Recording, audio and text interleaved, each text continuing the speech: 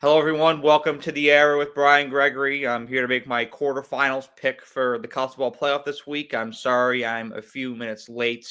I was having some issues with my camera. I still wasn't able to connect it over. So if my camera quality is a little more shitty than it usually is, well, that's why. I do have a special guest with me here today. That was Grover. Come here. Come here, buddy. Come here. Come here. Come here. Nah, I guess he's not going to come. He will at some point. Guess we'll just dive straight into it here since we do have some lost time to make up for.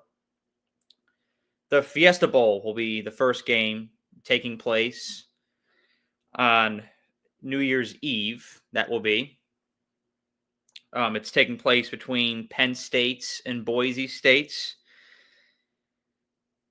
I'm very excited for this one. I think it'll be a fantastic matchup. Boise State enters this game well rested and motivated after Ashton Janty wasn't able to got snubbed with the Heisman. And so I think that they have definitely some extra motivation from that. And then Penn State is coming off of an emphatic victory over SMU. They made a massive statement. And so they're riding off of that momentum into this game. Boise State's defense is fantastic, don't get me wrong. However, it's very much predicated on its front seven, stopping the run, getting pressure. Boise State secondary, it isn't great. And so I expect Penn State to expose that very much in this game.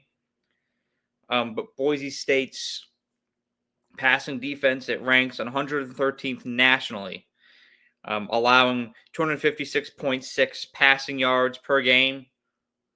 That's a massive liability. And I expect Penn State to capitalize on that weakness. I also think that Penn State will slow down Ashton Janty's attack. I really do. Their front seven is fantastic. They have one of the best defensive players in the nation in Abdul Carter on their line. And so I think that they'll be highly effective because of that. It's a game where I really think you'll see Drew Aller come into his own.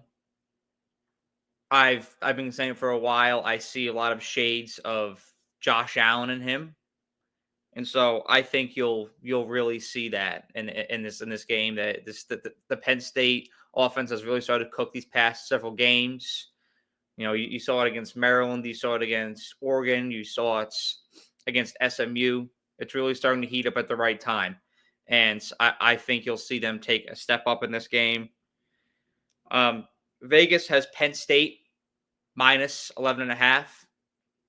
I think they'll cover because I do think they're going to slow that Boise State run game down a lot, and they'll expose the weaknesses that they have in the secondary. So, and for all of you that know me well, I'm a huge Boise State homer, and I'd love to see them pull this victory off. However, I remain honest on this show, and I predict Penn State to win.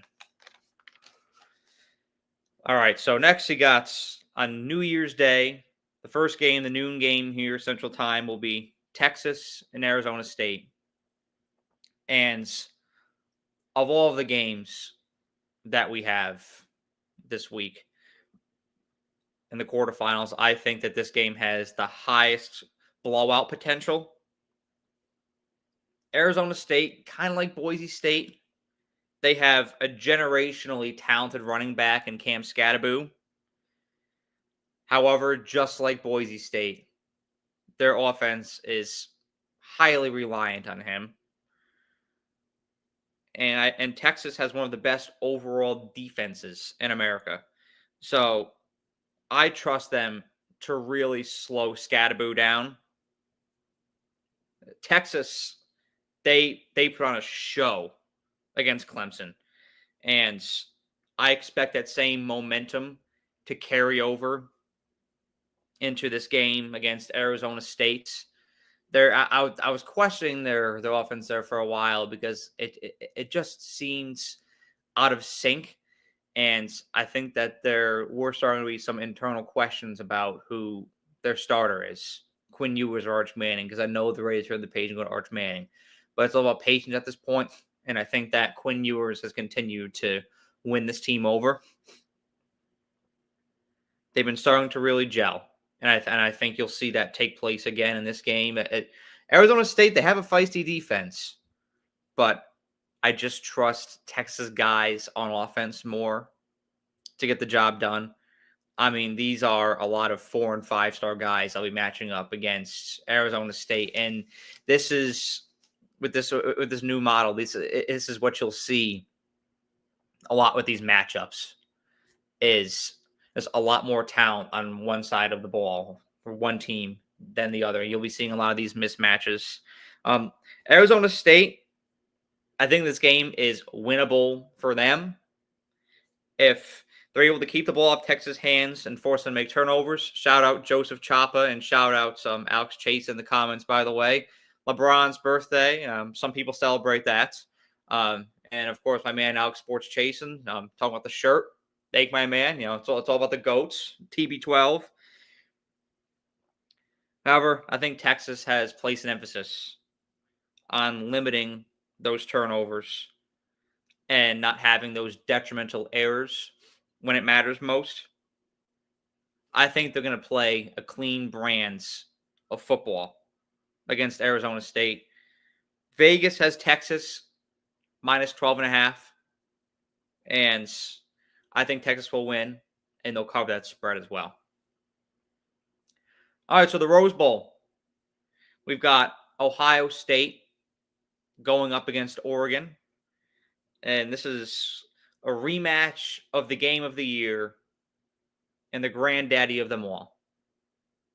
It doesn't get much better than that. It feels like half a year since we've seen Oregon play. It's been a very long time. However, just last week, we saw Ohio State pull off one of the most peculiar bounce backs that I've seen in a while. I mean, going from that Michigan game, they were pedestrian against the Wolverines. That Tennessee game, probably one of the most effective offensive performances I've seen this year. So it's just really interesting and something to keep your eyebrow up about. And I really do. I firmly believe that at their best, Ohio State is one of the best teams in the nation. When everything materializes for them and they're peaking, I think there's an argument that they're the best team in the nation. They have a great two-headed rushing attack, Quinshon Judkins and Travion Henderson.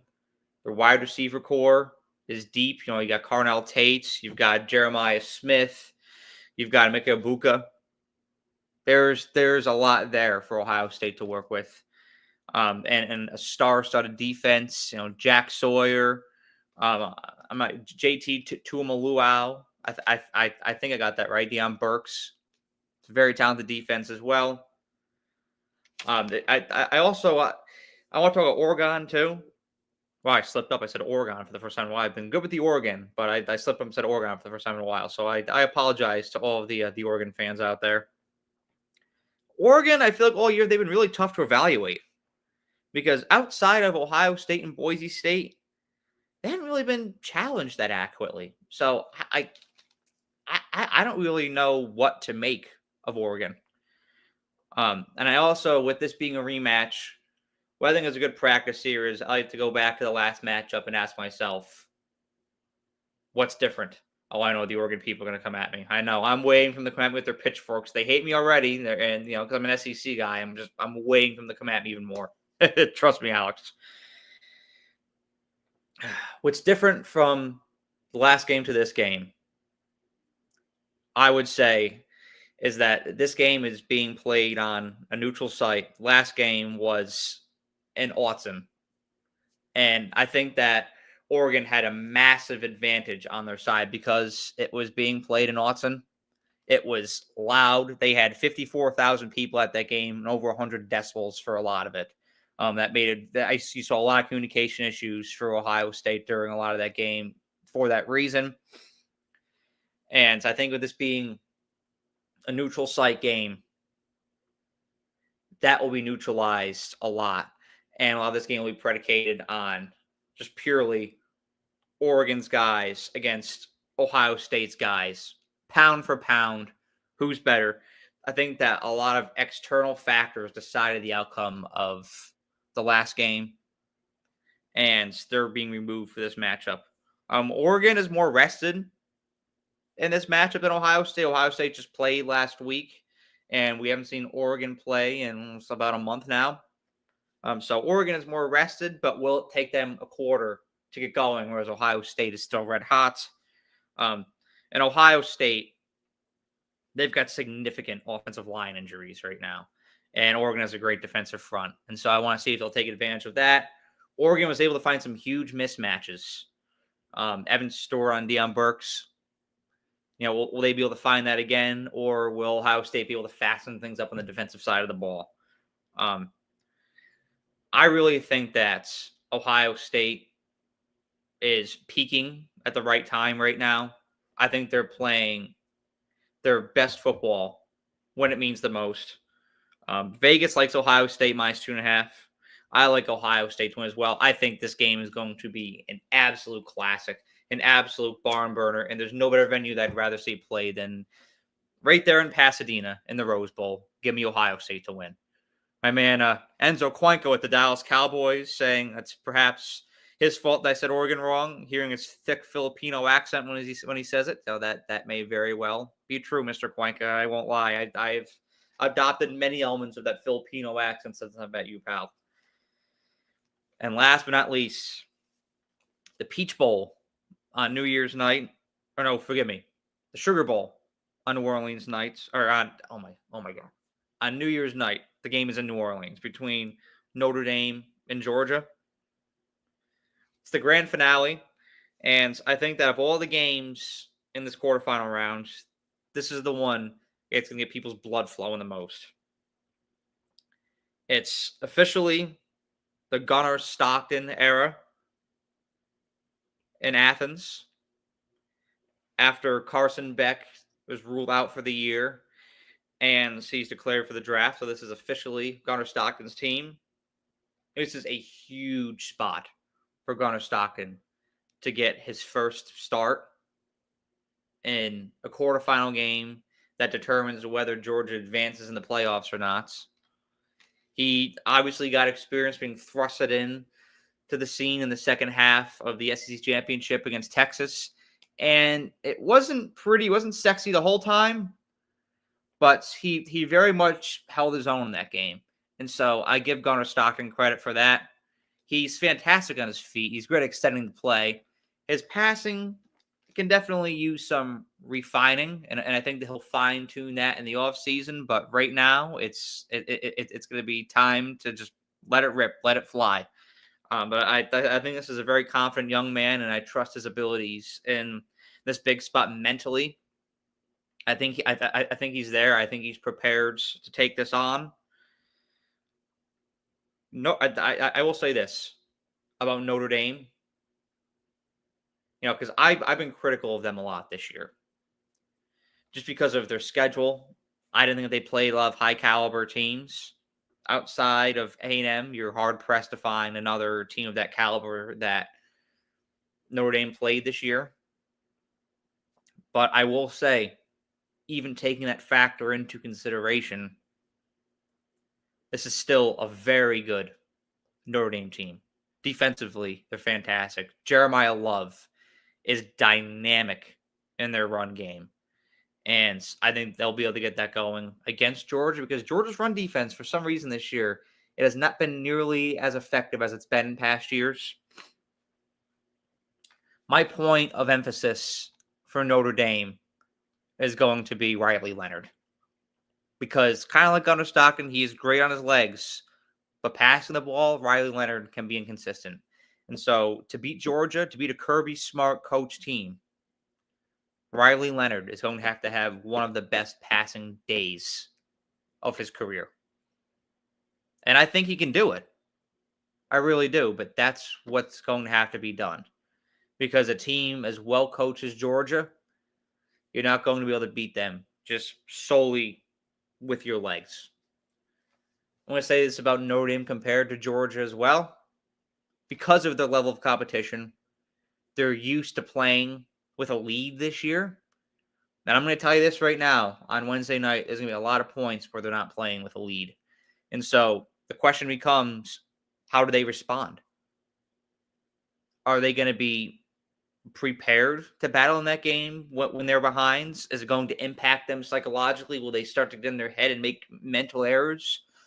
Or will they be able to persevere, remain focused, and remain locked in on the end goal, even though they're in a place that they're not accustomed to? Georgia, on the other hand, they've played a higher level of competition this year, so they've been down against Alabama, against Ole Miss, against Tennessee, against Georgia Tech, against Texas.